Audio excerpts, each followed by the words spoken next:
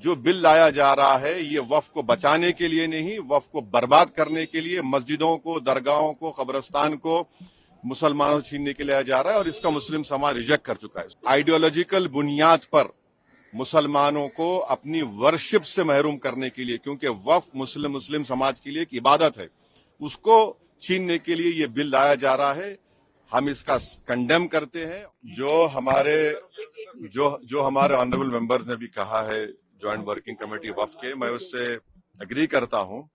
ایک بات آپ سمجھیے کہ یہ وقف کا جو بل لایا جا رہا ہے یہ صرف اور صرف نہ صرف انکانسٹیٹیوشنل ہے، fundamental rights article 14، article 15، article 29 کا گریو وائلیشن ہے۔ یہ وقف کو بچانے کے لیے نہیں ہے، وقف کو مسلمانوں سے چھیننے کے لیے، برباد کرنے کے لیے یہ بل لایا جا رہا ہے۔ اور اس میں جو ایڈیشنل امینڈمنٹس جو بی جے پی اور این ڈی اے نے پیش کیے وہ تو اس کو اور بدتر کرتا ہے۔ آپ بتائیے کہ کیسے مسلم وقف پراپرٹیز میں نان مسلم کو ممبر رکھا جائے گا، کیسے آپ کلیکٹر اینڈ ابو آفیسرز کو پاور دیں گے، کیسے کلیکٹر ڈیسائیڈ کرے گا کوئی وقف پراپرٹی ہے یا نہیں، کیسے آپ ایوائیکیو پراپرٹیز کا سیکشن ختم کر رہے ہیں، کیسے آپ لمیٹیشن ایکٹ کو اپلائی کر رہے ہیں جو ہندو دھرم کے پراپرٹیز کے اوپر، سکھ دھرم کے اور کرسچن دھرم پر اپلائی نہیں ہوتا ہے۔ تو یہ صرف اور صرف یہ سرکار آئیڈیالوجیکل بنیاد پر مسلمانوں کو اپنی ورشپ سے محروم کرنے کے لیے، کیونکہ وقف مسلم سماج کے لیے ایک عبادت ہے، اس کو چھیننے کے لیے یہ بل لایا جا رہا ہے۔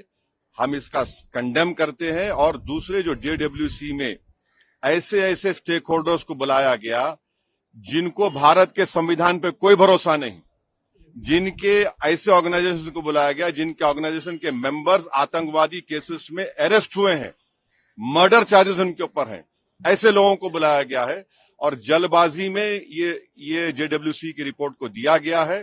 اس میں جو بھی ریکمنڈیشنز ہے تمام اپوزیشن پارٹیز نے اس کا اوپنلی پرزور اس کی ہم نے مخالفت کی ہے۔